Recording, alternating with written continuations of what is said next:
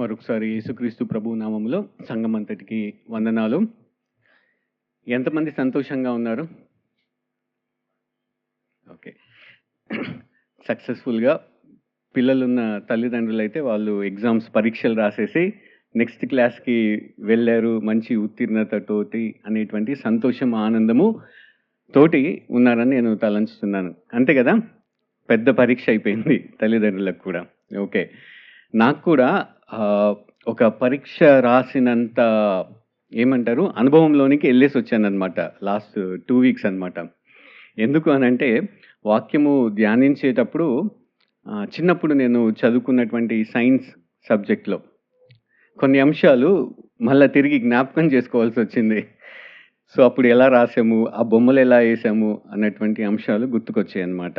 Okay. ఈ యొక్క సందర్భంలో కొన్ని ప్రశ్నలు అడగాలనుకుంటున్నాను. చిన్న చిన్న ప్రశ్నలే, పెద్ద ప్రశ్నలు కాదు, చిన్న జవాబులే, సులభమైనటువంటి ప్రశ్నలు. మన శరీరంలో ఎన్ని అవయవములు ఉన్నాయి?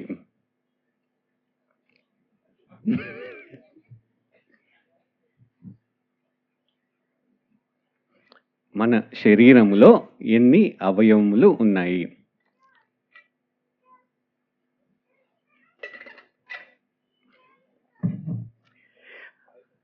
అరే ఆప్షన్సా? సరే చెప్పండి, ఏమేమి ఉన్నాయో చెప్పండి. అందాజుగా అయినా చెప్పండి. 5 అంట అన్నా, 11 ఇంకా 5 ఇంకా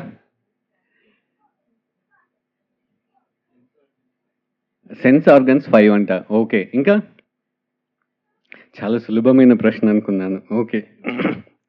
సరే 78 అన్న చాట్ జీపీటీను గూగుల్ని అడిగాడు వెంటనే. ఓకేనా? సో అవి 79, 78, 80 కూడా అంటారనమాట. ఓకేనా? అర్థమైందా? సరే. ఈ అన్ని అవయవములు అవసరం అంటారా శరీరానికి? అవసరమేనా? అన్నీ అవసరమే. ఖచ్చితంగా చెప్తున్నారా? ప్రతి ఒక్కటి అవసరమే కదా? ఓకే. అన్నీ 24 గంటలు పనిచేస్తాయా? అన్ని 24 గంటలు పనిచేస్తాయి. చేయాల్సిందే, రెస్ట్ ఇవ్వరనమాట. ఓకే. ఇప్పుడు మీరు డాక్టర్ దగ్గరికి వెళ్ళారనుకోండి, ఒక సమస్య ఉన్నది, అంటే ఒక అవయవము పని చేయట్లేదు.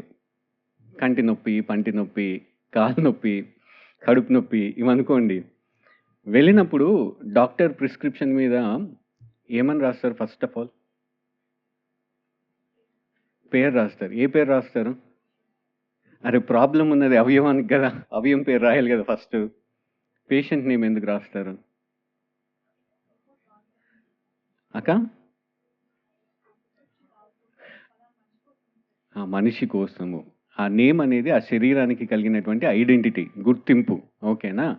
సమస్య కాలుదైనా ఉండొచ్చు, చేతిదైనా ఉండొచ్చు, కంటిదైనా ఉండొచ్చు. దాని యొక్క గుర్తింపు, ప్రధాన గుర్తింపు ఏంటిది? శరీరము. అది చేసే పని కాదు, దానికి ఉన్నటువంటి విలువ కాదు. అర్థమవుతుందా?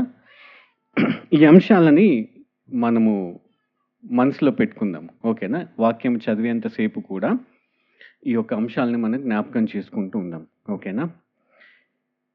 ఈ అనేకమైనటువంటి అవయవాలను గనక విభజించాలనుకోండి, అంటే ఒక గ్రూప్గా చేయాలనుకోండి, వాటిని పనుల్ని బేస్ చేసుకొని, కానీ ఏదైనా ఎలా విభజించవచ్చు మనము?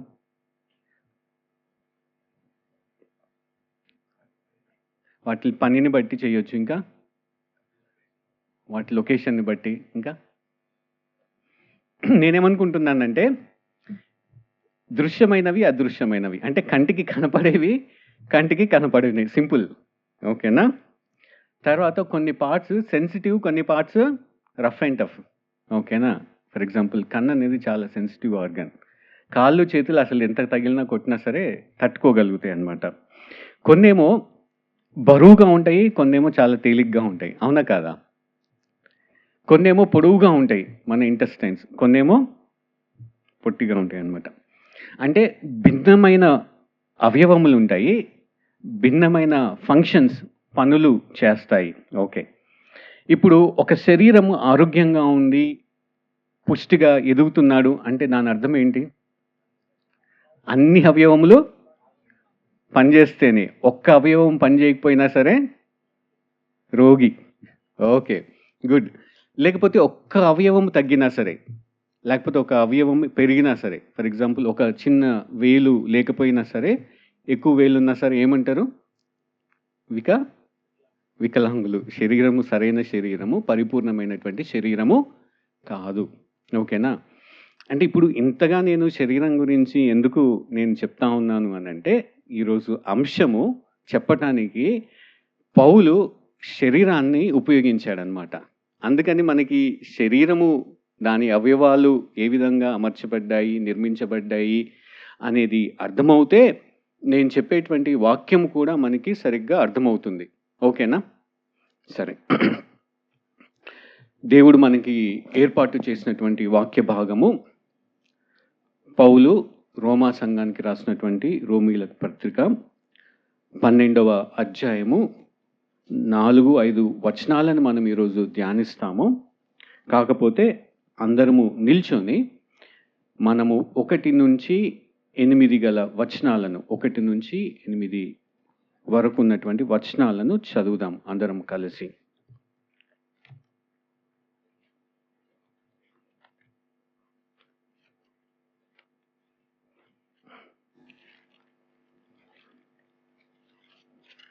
రోమీలకు రాసినటువంటి పత్రిక 12వ అధ్యాయము 1-8 వచనములు ప్రారంభిద్దాము. కాబట్టి సహోదరులారా, పరిశుద్ధమును దేవునికి అనుకూలమునైన సజీవ యాగముగా మీ శరీరములను ఆయనకు సమర్పించుకొనుడని దేవుని వాత్సల్యమును బట్టి మిమ్మును బతిమాలుకొనుచున్నాను. ఇట్టి సేవ మీకు యుక్తమైనది.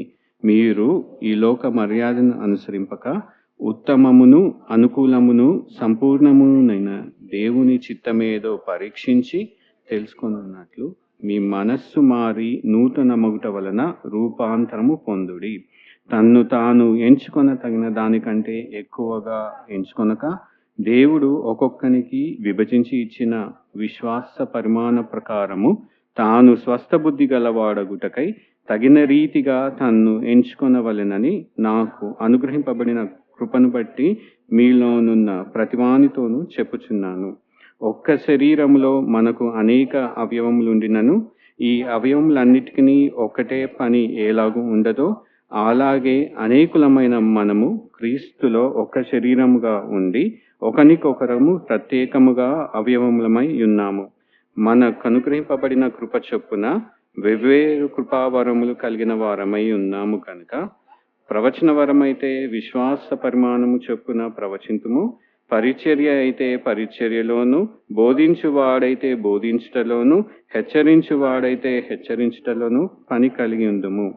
పంచిపెట్టువాడు శుద్ధ మనస్సుతోను, పై విచారణ చేయువాడు జాగ్రత్తతోను, కరుణించువాడు సంతోషంతోను పని జరిగింపవలను. దయచేసి కూర్చోండి. ఈ యొక్క వాక్య భాగాన్ని అంటే ప్రత్యేకముగా 4-5 వచనాలని మనము ధ్యానించడానికి ముందు ఈ యొక్క కాంటెక్స్ట్, సందర్భము ఒకసారి మరి తిరిగి జ్ఞాపకం చేసుకుందాము.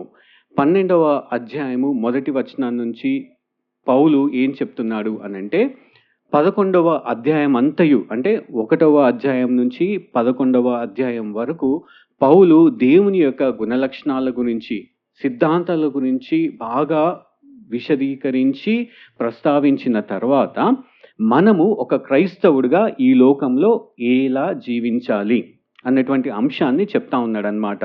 అంటే దేవుని వాత్సల్యతను బట్టి అనేటువంటి వచనము, 1వ వచనంలో ఉన్నటువంటి మాట అర్థము ఏంటంటే, దేవుడు మన పట్ల చూపించిన కృపను బట్టి, కనికరమును బట్టి, దయను బట్టి, కటాక్షాన్ని బట్టి, ప్రేమను బట్టి, వీటిలన్నిటిని బట్టి ఇవి మనము పొందుకున్నాము కాబట్టి మన ప్రతిస్పందన క్రైస్తవుడిగా ఎలా ఉండాలి, సంఘం పట్ల, సమాజంలో ప్రభుత్వానికి మనము ఏ విధముగా లోబడి జీవించాలి అన్నటువంటి అంశాన్ని మాట్లాడుతూ ప్రస్తావిస్తూ ఏం చెప్పాడంటే వీటిలన్నిటికీ ముఖ్యమైనది అంశము మారు మనస్సు, రూపాంతరము అనేటువంటి అంశాన్ని చెప్తాడనమాట.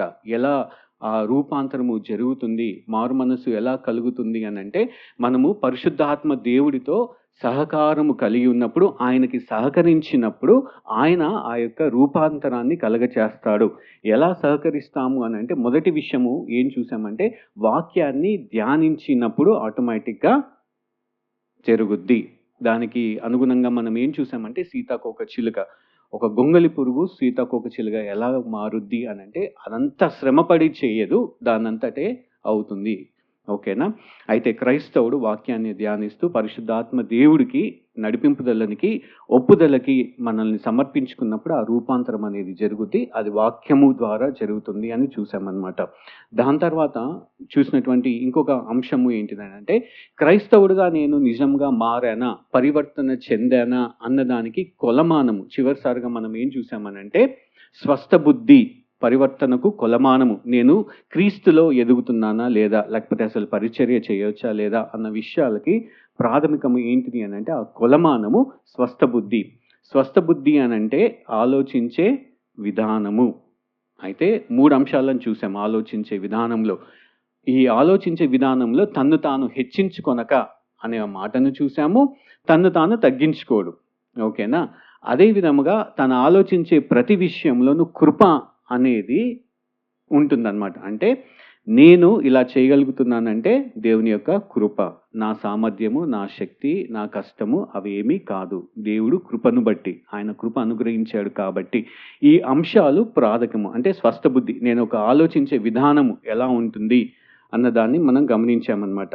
ఈరోజు మనం ఏమి ధ్యానిస్తాము అని అంటే సంఘ పరిచర్యకి చేయడానికి పునాది ఈ స్వస్థ బుద్ధి. ఓకేనా? అంటే రక్షించబడినటువంటి ప్రతి వ్యక్తి ఏ విధంగా జీవించాలి అనే అంశంలో మొదటిది సంఘములో ఆయన ఏ విధముగా పరిచర్య చేయాలి అనేటువంటి ఆలోచన, ఎటువంటి ఆలోచన కలిగి ఉండాలి అనే అంశాన్ని చెప్తాడు. తర్వాత ఈ 12 అధ్యాయంలో మొదటి 8, 12, 16 దాకా సంఘములో ఈ విధంగా మనము ప్రవర్తించాలి, పరిచర్య ఎలా సాగుద్ది అనేటువంటి అంశాన్ని మాట్లాడుతూ, తర్వాత సమాజంలో మనం ఎలాగా జీవించాలి, మన ప్రవర్తన ఎలా ఉండాలి అనేటువంటి అంశము చెప్తూ చివరికి వచ్చేసరికి ప్రభుత్వాలకు మనము ఏ విధంగా లోబడి జీవించాలి, ఎలాగా నిర్ణయాలు తీసుకోవాలి అనేటువంటి అంశాన్ని చెప్తా ఉన్నాడు అనమాట. సో ఫస్ట్ ఏంటిది అని అంటే సంఘములో సంఘ పరిచర్యకి పునాది ఏంటిది అని అంటే ఈ స్వస్థ బుద్ధి. అసలు ఈ స్వస్థ బుద్ధి అంటే ఏంటో మనం లాస్ట్ టైం చూసాము. సో దాన్ని కొనసాగింపుగా, దాన్ని వివరించడానికి పౌలు శరీరాన్ని ఇక్కడ మనకి సాదృశ్యంగా, రూపకముగా ఉపయోగిస్తూ ఉన్నాడనమాట. ఇక్కడే కాదు, పరిచర్యకి ప్రాథమికము ఏంటిదనంటే పరిశుద్ధాత్మ దేవుడు మనందరికీ ఆత్మవరాన్ని అనుగ్రహించాడు. అవునా కాదా?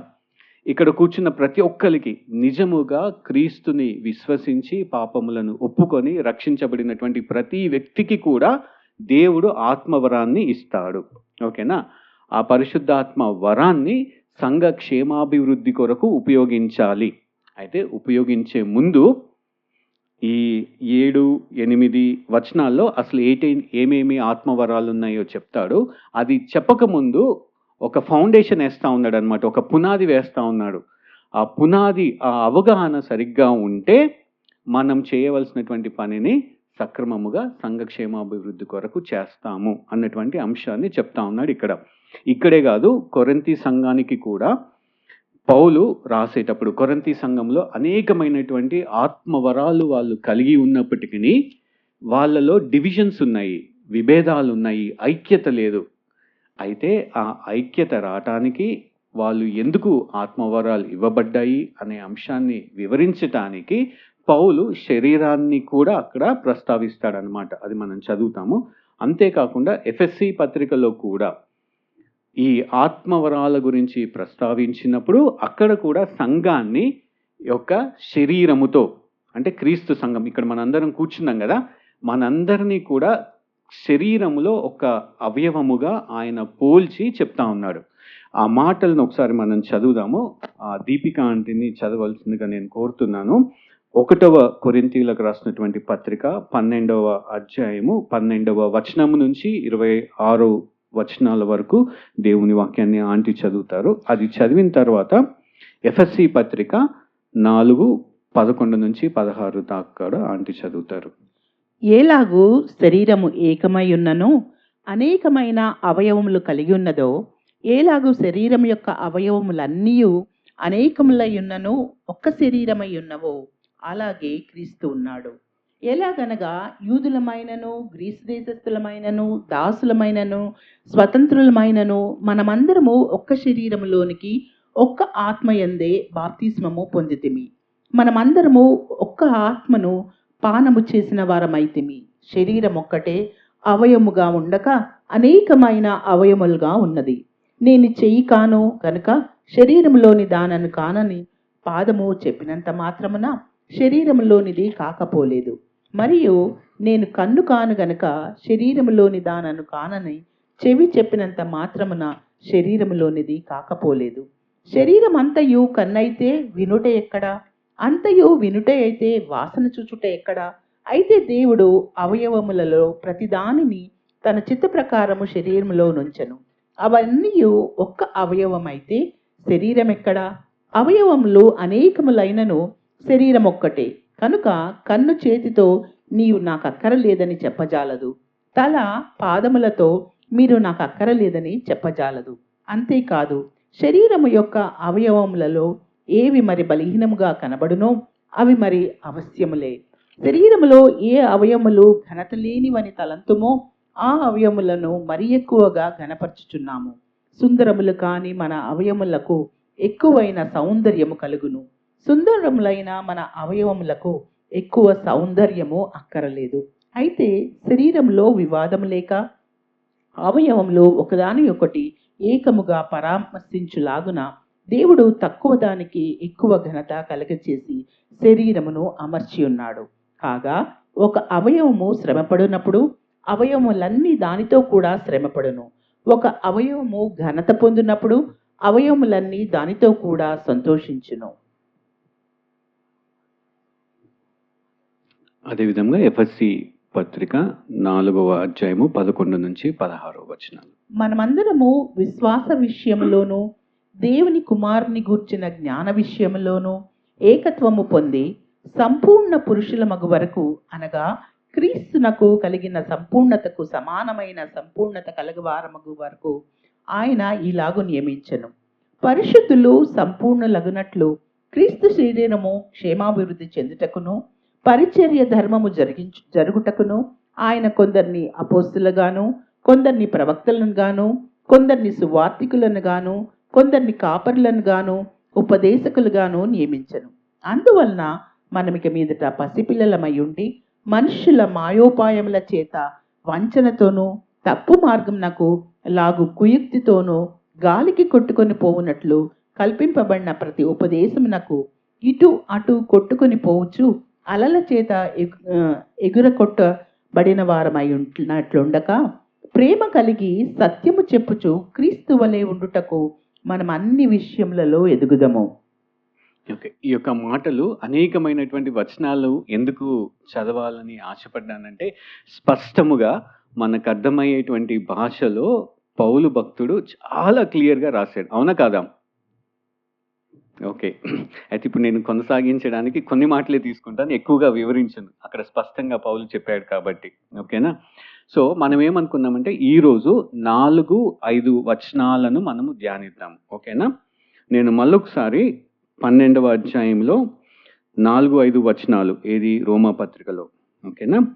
ఒక్క శరీరములో మనకు అనేక అవయవములు ఉండినను ఈ అవయవములన్నిటికీ ఒక్కటే పని ఎలాగూ ఉండదో అలాగే అనేకులమైన మనము క్రీస్తులో ఒక్క శరీరముగా ఉండి ఒకరికొకరము ప్రత్యేకముగా అవయవములై ఉన్నాము.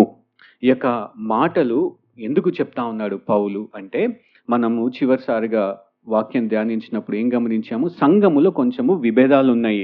యూదులు మేమే దేవుడికి ఇష్టమైన వాళ్ళము అని అనుకుంటా ఉంటే, అన్యుల నుంచి క్రైస్తవ్యంలోనికి వచ్చినటువంటి జెంటైల్స్ వాళ్ళేమనుకుంటున్నారంటే లేదు లేదు మేమే దేవుడికి ఇష్టమైన వాళ్ళము, మేమే ప్రత్యేకించబడిన వాళ్ళము అని ఆ యొక్క విభేదాలు కలిగి ఉన్నారు. అయితే భక్తుడు ఏం చెప్తున్నాడంటే ఇవేవి కాదు, అందరూ క్రీస్తు సంఘములో పాలిభాగస్తులే. ఓకేనా? అందరూ సమాన విలువ కలిగి ఉన్నారు అనేటువంటి మాటలు చెప్పడానికి, ఐక్యత కలిగి మీరందరూ కలిసి పనిచేస్తేనే సువార్త ముందుకి వెళ్తుంది అనేటువంటి అంశాన్ని చెప్పడానికి పౌలు ఈ మాటలు చెప్తా ఉన్నాడు అనమాట. ఈ చదివినటువంటి వాక్య భాగంలో నేను ఈ 2 వచనాల్ని 2 పాయింట్స్గా చెప్పాలనుకుంటా ఉన్నాను. అంటే మొదటి పాయింట్ ఏంటిది అంటే అనేక అవయవములు భిన్నమైన పనులు. అది మొదటి పాయింట్. అనేక అవయవములు భిన్నమైన పనులు అనేటువంటి మాట ఎందుకు చెప్పానంటే 4వ వచనం మొదటి భాగములో ఏముంది, ఒక్క శరీరములో మనకు అనేక అవయవములు ఉండినను ఈ అవయవములన్నిటికీ ఒకటే పని ఎలాగూ ఉండదో. ఒక్కటే పని ఉండదు అని అంటే దాని అర్థం ఏంటి? అనేక పనులు, భిన్నమైనటువంటి అవయవములు భిన్నమైన పనులు చేస్తాయి. అన్ని అవయవములు ఒకటే పని చేయదు. ఆయన శరీరంతో పోల్చాడు కాబట్టి శరీరాన్ని సంఘంతో పోల్చాడు కాబట్టి శరీరంలో భిన్నమైనటువంటి అవయవములు భిన్నమైనటువంటి పనులు ఏం చేస్తాయో ఒకటి ఉదాహరణ చెప్తానన్నమాట. ఓకేనా? మనకి ఆక్సిజన్ అనేది వాయువు పీల్చుకుంటాం కదా, ఆ ఆక్సిజన్ అన్ని పార్ట్స్కి వెళ్ళాలి, అవునా కాదా? సో ఈ ప్రాసెస్లో ఏమేమి ఉంటాయి? మళ్ళీ సైన్స్ గుర్తు తెచ్చుకోండి. ఒకవేళ అన్ని ఓన్లీ కోడింగే గుర్తుంది, సైన్స్ అంతా మర్చిపోయామంటే చిన్నగా గుర్తు చేస్తాను నేను. ఓకేనా? ముక్కు నుంచి ఫస్ట్ గాలి ఎంటర్ అవుతుంది. ఎంటర్ అయిన తర్వాత ఇంకో మెయిన్ ఆర్గన్ ఏంటిది? ఊపిరితిత్తులు. ఊపిరితిత్తుల నుంచి తర్వాత ఏమవ్వాలి? అది అన్ని పార్ట్స్కి వెళ్ళాలంటే ఎలా వెళ్తుంది? హార్ట్ పంప్ చేస్తుంది. ఓకేనా? ఇది పంపించాలి అని అంటే ఏవి క్యారీ చేస్తాయి? బ్లడ్ వెజల్స్, నరాలు క్యారీ చేస్తాయి అన్నమాట. అంటే ఒకటే పని. అంటే ప్రాథమికంగా జరగాల్సింది ఏంటంటే ఆక్సిజన్ అన్ని పార్ట్స్కి సప్లై అవ్వాలి. దీంట్లో ఏ ఏ అవయవములు ఇన్వాల్వ్ అయి ఉన్నాయి? ఏవేవి పని చేయాలి? ముక్కు పని చేయాలి, ఊపిరితిత్తులు పని చేయాలి, హార్ట్ పని చేయాలి, బ్లడ్ వెజల్స్ పని చేయాలి. ఇవన్నీ వాటి పని చేస్తేనే ఆక్సిజన్ అనేది సప్లై అయ్యి బాడీ పార్ట్స్ అన్నీ ఆరోగ్యకరంగా ఉంటాయి. మీరు ఎక్సర్సైజ్ చేస్తేనే ఆరోగ్యంగా ఉంటారని ఎందుకు చెప్తారంటే ఎక్సర్సైజ్ చేసేటప్పుడు ఈ ఊపిరితిత్తులు, ఈ హార్ట్ ఇవన్నీ సరిగ్గా పనిచేసి ఆక్సిజన్ సరిగ్గా వెళ్తాయి కాబట్టి మీరు యాక్టివ్గా ఉంటారు అనేటువంటి ఉద్దేశంతో ఎక్సర్సైజ్ చేయమంటారు. అర్థమవుతుంది?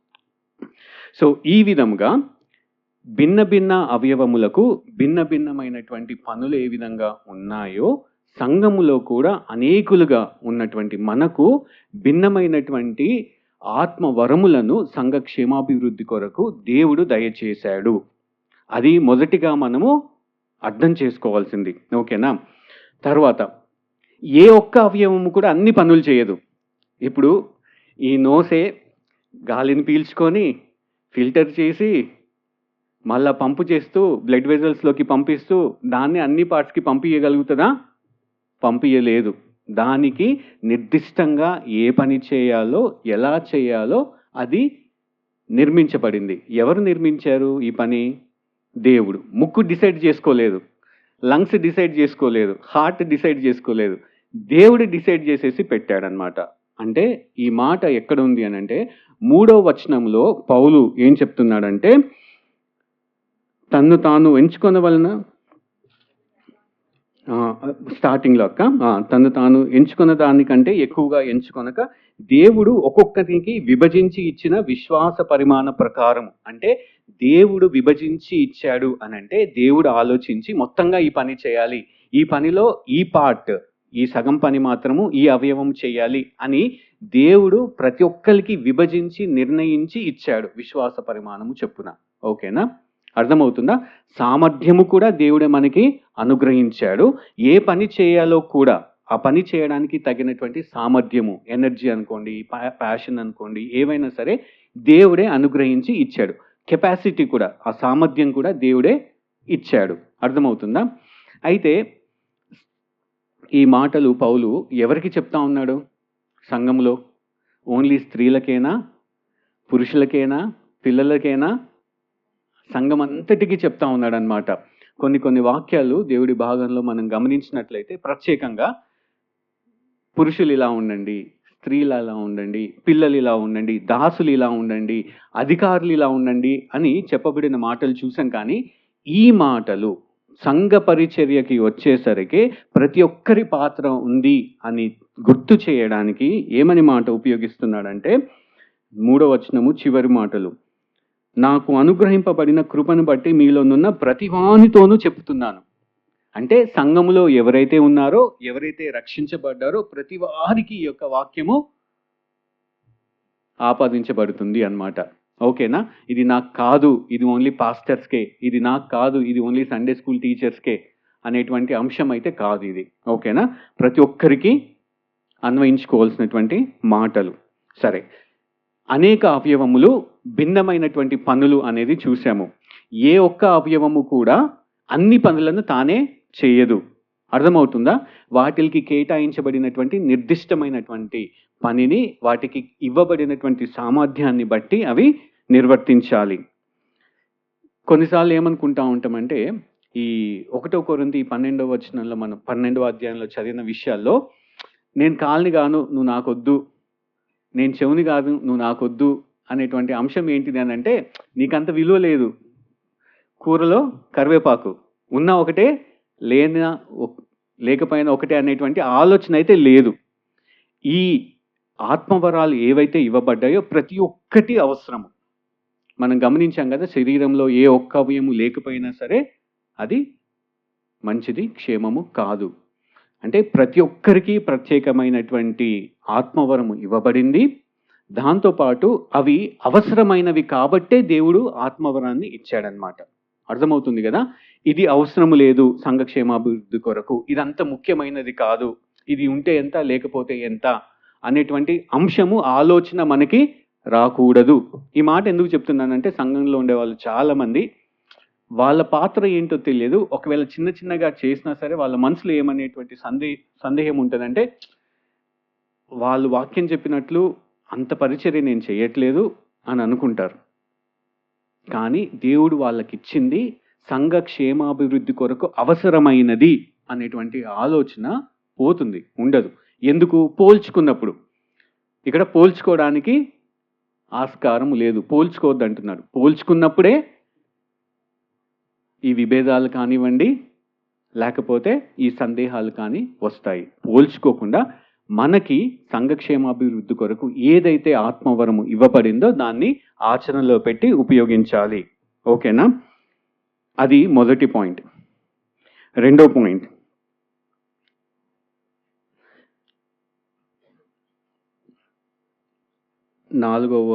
ఐదవ వచనంలో చివరి భాగము, అలాగే అనేకులమైన మనము క్రీస్తులో ఒక్క శరీరముగా ఉండి ఒకనికొకరము ప్రత్యేకముగా అవయవములమై ఉన్నాము. ప్రత్యేకముగా అవయవములై ఉన్నాము అనంటే దాని అర్థము ఏంటి అంటే, నేను ఇంకొకరి మీద ఆధారపడి ఉన్నాను, అదొక అంశము. నేను చేసే పని ఇంకొకరికి అది అవసరము. నేను చేసే పని నన్ను నేను గణపరుచుకోవడానికి కాదు, నేను చేసే పని ఇతరుల మేలు కోసము నేను చేయాలి. అంటే ఇక్కడ సంబంధాన్ని, ఇంటర్ డిపెండెన్సీ అనేటువంటి మాటని పౌలు ఉపయోగిస్తా ఉన్నాడు. దీన్ని ఎక్స్ప్లెయిన్ చేయడానికి మళ్ళీ నేను శరీరానికి వెళ్తాను. ఓకేనా? వెళ్ళాలా వద్దాం? సో ఓకే, వెళ్తాను. శరీరంలో ఇప్పుడు జనరల్గా మనందరికీ తెలిసినటువంటి ఒక కామన్ వ్యాధి ఏదైనా చెప్పండి. షుగర్, ఓకేనా? డయాబెటీస్ అంత కన్సర్న్ కదా? ఓకే. ఈ షుగర్ వ్యాధికి లేకపోతే డయాబెటీస్కి ప్రాముఖ్యం ఏంటి తెలుసా? అసలు రూట్ ఏంటి తెలుసా? ఒకనొక కారణము ఇన్సులిన్ అనేటువంటి హార్మోన్ ఉత్పత్తి చేయకపోవడమే. ఈ ఇన్సులిన్ ఎవరు ఉత్పత్తి చేస్తారు? ప్యాంక్రియాస్, క్లోమము అంటారనమాట. ఓకేనా? ఈ ప్యాంక్రియాస్ కనుక ఈ ఇన్సులిన్ అనేటువంటి హార్మోన్ని కనుక రిలీజ్ చేయకపోతే మనము తినే ఆహారంలో ఉండేటువంటి ఆ గ్లూకోజ్, షుగర్ అంతా కూడా సెల్స్ అబ్జార్బ్ చేసుకోవు. అబ్జార్బ్ చేసుకోకపోతే ఆ షుగర్ లెవెల్స్ అలాగే ఉంటే మిగతా ఆర్గాన్స్, మనం ప్రాముఖ్యమైన ఆర్గాన్స్ అని అనుకుంటాం కదా, కిడ్నీస్, ఐస్, ఇవన్నీ దెబ్బతింటాయి. అర్థమవుతుందా? అంటే కిడ్నీస్కి ప్యాంక్రియాస్కి సంబంధం ఉంది. ప్యాంక్రియాస్ చేసే పని చేయకపోతే ఏం ఎఫెక్ట్ అవుతాయి? కిడ్నీస్ ఎఫెక్ట్ అవుతాయి, ఐస్ ఎఫెక్ట్ అవుతాయి, వెయిట్ లాస్ అవుతారు. అంటే స్కిన్ మీద కూడా ప్రభావం చూపేటువంటి అవకాశము ఉన్నది. ఈ సంబంధము, ఈ ఇంటర్ డిపెండెన్సీ అనేది సంఘ పరిచర్యలో కూడా ఉంది. అర్థమవుతుందా అన్నది మనము గమనించాలి. సరే, ఇంకొకటి ఈజీది, సులువైంది చెప్తాను నేను. Digestive system. నాకు చదవగానే డైజెస్టివ్ సిస్టమ్ అనే బొమ్మ గుర్తొచ్చింది. ఓకేనా? నేను అన్నాను కదా, చదివేటప్పుడు పరీక్ష రాసినంత ఏమంటే అనుభవం కలిగిందని. తింటాము, డైజెషన్ ఎక్కడ ప్రారంభం అవుతుంది? మన ఆహారం తింటాం కదా, ఎక్కడ స్టార్ట్ అవుద్ది? నోట్లో. ఎలా స్టార్ట్ అవుద్ది? వెరీ గుడ్ బ్రదర్ బినాయ్, బాగా గుర్తుపెట్టుకున్నారు. Very good. అంటే మనము నమిలేటప్పుడంట ఈ లాలాజలము, సలైవా అనేది ఆహారంతో మిక్స్ అయినప్పుడు కాంప్లెక్స్ కార్బోహైడ్రేట్స్ అనేవి సింప్లెక్స్గా డివైడ్ అయిపోతాయి. అవి డివైడ్ అయిపోతేనే మన ఇంటెస్టైన్స్ దాన్ని డైజెస్ట్ చేసుకోగలుగుతాయి. ఒకవేళ నేను డైజెస్ట్ చేసుకునే శక్తి, సామర్థ్యము ఇంటెస్టైన్స్కి ఉన్నాయి అని చెప్పేసి నమలకుండా మింగేశాను అనుకోండి, ఏమవుతుంది? ఇంటెస్టైన్స్ పాడైతాయి, మలబద్ధకం వస్తుంది, శరీరానికి ఎనర్జీ రిలీజ్ కాదు. చూసారా ఎంత బాగా కనెక్ట్ అయి ఉన్నాయో? అలాగే సంఘములో, సంఘ పరిచర్యలో కూడా విభిన్నమైనటువంటి పరిచర్యలు ఉన్నప్పటికీ, ఆత్మవరాలు ఉన్నప్పటికీ, అవన్నీ కూడా ఒకదానికి ఒకటి మిళితమై ఆధారపడి సహాయము చేసుకునే విధంగా ఉన్నాయి. ఒకటి బాగుగా ఉన్నా ఇంకొకటి బాగలేకపోతే శరీరంకి ఏమవుతుంది? అస్వస్థత, అనారోగ్యము. అర్థమవుతుందా? ఒక సంఘముగా మనము ఎదగాలి అని అనుకుంటే, ఇక్కడి నుంచి నేను బాగా వాక్యం చెప్పినా సరే, మిగతా ఆత్మవరాలు కలిగి ఉన్నవారు వారి వారి యొక్క పనులను, నిర్దిష్టమైనటువంటి పనులను వాళ్ళు కనుక నిర్వర్తించకపోతే, జరిగించకపోతే సంఘము అనేది అభివృద్ధి జరగదు, ఎదగదు. అర్థమవుతుందా? చాలా ప్రాబ్లం ఏంటంటే, వన్ మ్యాన్ షోస్ ఎక్కువైపోయినాయి సంఘంలో. అంటే సంఘంలో ప్రతి పని ఆయనే చేయాలి, ఆయన చేస్తేనే ఆయన సంఘ కాపరని. అలా లేదండి. ఓకేనా? సంఘము ఏ విధముగా శరీరంతో పోల్చబడిందో, ఒక అవయముతో ఒక అవయము ఏ విధముగా సహకరించి ఆధారపడి ఉన్నవో, అదే విధముగా సంఘ కాపరి కూడా సంఘస్థుల మీద ఆధారపడి ఉన్నాడు. మీరు ఎంతమంది ఒప్పుకుంటారు? Yes, no? All in one కాదు, వాక్యం చెప్పట్లేదు. ఏ అవయవానికి ఆ అవయము పని మాత్రమే ఏర్పాటు చేయబడింది. ఓకేనా? సరే, కొన్ని ఉదాహరణలు చెప్తాను సంఘానికి. ఓకేనా? నేను మొదట్లో వాక్య పరిచర్య స్టార్ట్ చేసినప్పుడు కొంచెము నిరుత్సాహంతో చేశాను, ఒప్పుకోవాలి. ఓకేనా? ఎందుకనంటే నాతో పాటు వాక్య పరిచర్య చేసేటువంటి ఆజానుభావులతో నేను పోల్చుకున్నప్పుడు, అరే అంత బాగా చెప్తున్నారు, నేను చెప్తే వింటారా లేదా అనుకునేవాడిని అనమాట. నన్ను ప్రోత్సహించినటువంటి, అంటే ఒక ఆత్మవరము కలిగినటువంటి సంఘ పెద్ద, ఆయనకి గిఫ్ట్ ఆఫ్ ఎంకరేజ్మెంట్ ఉంది కాబట్టి ప్రోత్సహించాడు. నేను బాగా చెప్పకపోయినా సరే, బాగా చెప్పావు అంటే మనకి ఎక్కడో చోట ఓకే బాగా చెప్పామనేటువంటి సెల్ఫ్ సాటిస్ఫాక్షన్, దాంతో నెక్స్ట్ లెవెల్కి ఇంకా అంటే నువ్వు ఇంప్రూవ్ అవ్వాలి అనే చెప్పే పద్ధతిలో కూడా ఆ గిఫ్ట్ ఆఫ్ ఎంకరేజ్మెంట్ ఉన్నటువంటి వ్యక్తి చెప్తేనే నేను కొనసాగించగలిగాను. ఒకవేళ గిఫ్ట్ ఆఫ్ ఎంకరేజ్మెంట్ సంఘములో లేకపోతే నేను ఎక్కడ వేసిన గొంగలిగా అక్కడే ఉండేవాడిని. అంటే బోధించే వారికి కూడా సంఘములో ఒక అవయవముతోటి అవసరము, ఆ డిపెండెన్సీ అనేది ఉంది. సరే, ఇంకొకటి చెప్తాను. సంఘములో విశ్వాసం అనేది చాలా ప్రాముఖ్యం. విశ్వాసము కూడా ఒక ఆత్మవరము.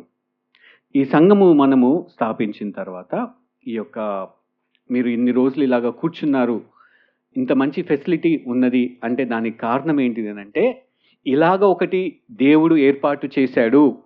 మన దగ్గర డబ్బులు లేకపోయినా సరే, అంతమంది జనాలు లేకపోయినా సరే, చిన్న సంఘమే కదా అనుకున్నప్పుడు, కొందరి వ్యక్తుల విశ్వాసము ద్వారా మనం ఒక ముందడుగు వేశాము.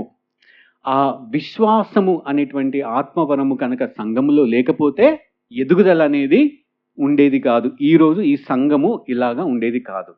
ఇంకొకటి చెప్తాను. సంఘంలో జనరాసిటీ అని అంటే దాతృత్వము. ఓకేనా? మీరందరు చైర్స్లో కూర్చున్నారు కదా, ఇవన్నీ ఎలాగా వచ్చాయి అనంటే గొప్ప ఆస్తిపరులు ఇవ్వలేదు. దాతృత్వము, జనరాసిటీ ఆత్మవరము కలిగినటువంటి వ్యక్తి ఆయన మన సంఘానికి ఇచ్చారు. ఓకేనా? ఆయన ఎవరో కూడా మనకు తెలియదు. అర్థమవుతుందా? అంటే సంఘము ఎదగడానికి భిన్నమైనటువంటి ఈ యొక్క ఆత్మవరాలు కలిగి ఉన్నవారు కలిసి పనిచేస్తేనే సంఘము క్షేమాభివృద్ధి కలిగి ముందుకు సాగుతుంది. అర్థమవుతుందా? కొన్ని ఎగ్జాంపుల్స్ అన్నమాట. అంటే బోధకుడికి కావాలి, సంఘస్థులకి కావాలి. ఇప్పుడు గిఫ్ట్ ఆఫ్ ఎంకరేజర్, ఓకేనా, అంటే అందరినీ ప్రోత్సహించేటువంటి ఆత్మవరము కలిగినటువంటి వ్యక్తి కానీ, ఈ బోధకుడు కానీ అతి పరిశుద్ధంగా జీవిస్తాడని లేదు. వాళ్ళతో కూడా అంటే ఒక ప్రేరేపణ ఉంటుంది. పాపము చేయాలి, చిన్నవి కానీ పెద్దవి కానీ. ఆ పాపము చేసినప్పుడు సంఘ సభ్యులు ఎలా చూస్తారు? చాలామంది వీడు బోధించడమే కానీ పాటించడం వీడికి చేత కాదు, అసలు వీడు అర్హుడు కాదు బోధించడానికి అనేవాళ్ళు కొంతమంది ఉంటారు. అసలు వాడిని పట్టించుకోవద్దు మనం అనేవాళ్ళు కొంతమంది ఉంటారు. గిఫ్ట్ ఆఫ్ ఎంకరేజ్మెంట్, అసలు తెలిసినా తెలియకపోయినా ఆయన అన్నీ మంచి చెప్తా ఉంటాడు అనేటువంటి వాళ్ళకి పాపము ద్వారా కృంగి ఉన్నప్పుడు, అవసరతలో ఉన్నప్పుడు గిఫ్ట్ ఆఫ్ మర్సీ అంటే దయ, అంటే మన పరిస్థితిని అర్థం చేసుకొని ఇది మనుషులకి జరిగే సంఘటనే, ఇది విశ్వాస పోరాటములో ఒక సందర్భమే అని దయ చూపించే వాళ్ళు ఉంటారు. మనతో వచ్చి మనతో మాట్లాడి పాపం చేశారు అందరూ దూరం పెట్టేస్తారు. కానీ కొంతమంది ఉంటారు సంఘంలో మన దగ్గరకు వచ్చి, అవునా ఇలా జరిగిందా, సరే ప్రార్థన చేద్దాం, ఏం కాదులేండి బ్రదర్, దయ చూపించి మనల్ని మన పరిస్థితిని అర్థం చేసుకొని దయ చూపించేటువంటి ఆత్మవరము కూడా సంఘంలో ఎవరికి అవసరము? అందరికీ అవసరము. అర్థమవుతుంది కదా? బోధించే వారితోటి మిగతా వాళ్ళకు కూడా అవసరం అన్నమాట. ఓకేనా? సరే, నేను కొద్ది సమయం తీసుకొని ముగిస్తాను. సరే, ఫస్ట్ది ఏంటిది? అనేక అవయవములు ఉన్నా సరే భిన్నమైన పనులు. ఇంకొకటి, ఒకరికొకరు ప్రత్యేకముగా నిర్మించబడ్డాము. అంటే ఒకరికి ఒకరు మనము సహాయకారుడిగా, ఒకరికి ఒకరు మనము మేలు చేసేవారిగా మనము నిర్మించబడ్డాము. అది చిన్న పని కానీ పెద్ద పని కానీ అన్నీ కూడా ప్రాముఖ్యమే. అవి క్రీస్తు ఏర్పాటు చేశాడు. చాలాసార్లు సంఘంలో అతి ఏమంటారంటే సమస్య ఎక్కడంటే సంఘానికి సంఘస్థులకు ఆత్మవరాలు ఏమున్నాయి అనేది తెలియకపోవడమే. నేను లాస్ట్ టైం కొంచెము డిసప్పాయింట్ అయ్యాను. ఆత్మవరాలు ఎన్నున్నాయి అని అడిగినప్పుడు అందరూ అన్నీ చెప్పలేకపోయారు. నేను సంఘంగా మనం ఎదుగుతున్నాము అనేటువంటి ఆలోచన కలిగి ఉన్నానన్నమాట. అయితే లాస్ట్ 2 మెసేజెస్ నేను విన్నప్పుడు దేవుడు నన్ను ప్రశ్నించాడు. ఇద్దరు వ్యక్తులు, brother Josh and brother Jose, ఇద్దరు కూడా ఒకే అంశాన్ని బట్టి వాళ్ళు మెసేజ్ తీసుకున్నారు, ఒకదాని తర్వాత ఒకటి. దాని తర్వాత జాన్ బ్రదర్ కూడా ఆ గర్వం గురించి, ప్రైడ్ గురించి కూడా మాట్లాడాడు అనమాట. సంఘంగా ఎదుగుతా ఉన్నాము, సంఘము క్వాంటిటీగా అభివృద్ధి పొందుతుంది అని అనుకున్నప్పుడు వాక్యము బాగా చెప్తున్నారు, వాక్యం చెప్పే వాళ్ళు ఎక్కువ అవుతున్నారు అని నేను ఆలోచించాను. కానీ ఈ భిన్నమైన ఆత్మవరాలు ఏవైతే ఉన్నాయో అవన్నీ సంఘంలో వారు ఆచరిస్తున్నారా, లేకపోతే సంఘ క్షేమాభివృద్ధి కొరకు ఉపయోగిస్తున్నారా అనేది అర్థమవుతుందా? ఒక్కసారిగా దేవుడు చెప్పాడు, మీరు ఎదుగుతా ఉన్నారు, సంఘము బాహ్యంగా చూడటానికి ఎదుగుతా ఉంది, సంఘస్థుల పరిస్థితి ఏంటి? సంఘము ప్రతి ఆదివారం సంఘానికి వస్తూ ఉన్నారు, వెళ్తూ ఉన్నారు. సంఘములో వారి పాత్ర దేవుడు వాళ్ళకిచ్చినటువంటి ఆత్మవరాన్ని వాళ్ళు ఉపయోగిస్తున్నారా? మనం సాధారణంగా వస్తాము, వెళ్తాము. ఒక్కొక్కసారి ఏమనుకుంటామంటే ప్రార్థించడము ఆత్మవరం అనుకుంటాం. సంఘం కోసం ఏం చేస్తున్నానంటే నేను ప్రార్థిస్తున్నాను బ్రదర్. ప్రార్థన అనేది ఆత్మవరము కాదు. కొంతమంది ఏం చేస్తారంటే నేను పాడుతున్నాను కదా అది ఆత్మవరమేమో, నేను వాయిద్యాలను వాయిస్తున్నాను కదా అది ఆత్మవరమేమో అనుకుంటారు. అది ఆత్మవరము కాదు, అది తలాంతు. దయచేసి గమనించండి. ఒకవేళ నేను పాడుతున్నాను ఇది సంఘక్షేమాభివృద్ధి కొరకు ఆత్మవరం దేవుడిచ్చింది అని అనుకుంటే గనక మీరు దయచేసి గమనించండి, ఆత్మవరము కాదు. ఇప్పుడు మనందరం ఇక్కడ ఉన్నాం కదా, నిజంగా క్రీస్తుని సొంత రక్షకుడిగా అంగీకరించి ఎన్ని సంవత్సరాలు అవుతుంది? మనకు ఇవ్వబడినటువంటి ఆత్మవరాన్ని గ్రహించగలిగామా? నా మొదటి ప్రశ్న. మీలో ఎంతమందికి మీ యొక్క పాత్ర సంఘక్షేమాభివృద్ధి కొరకు దేవుడు నాకు ఈ యొక్క ఆత్మవరాన్ని అనుగ్రహించాడు అని ఎంతమంది గ్రహించగలిగారు? ఎంతమంది ఉపయోగిస్తున్నారు? దయచేసి నాకు ప్రార్థన వరం ఉన్నది, నాకు పాటలు ఉన్నవి, ఇవన్నీ చెప్పకండి. ఓకేనా?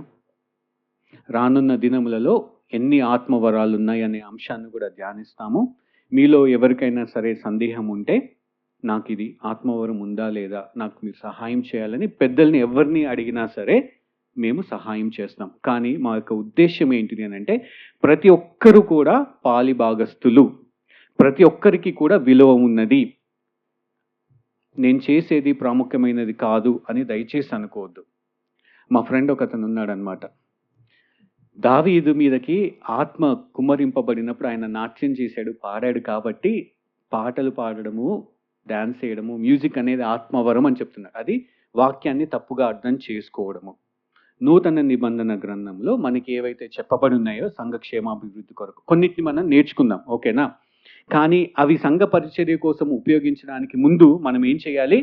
విభిన్నమైనటువంటి ఆత్మవరాలు ఉన్నాయి అనే అంశము మనకి అర్థం అవ్వాలి. అదే స్వస్థ బుద్ధి.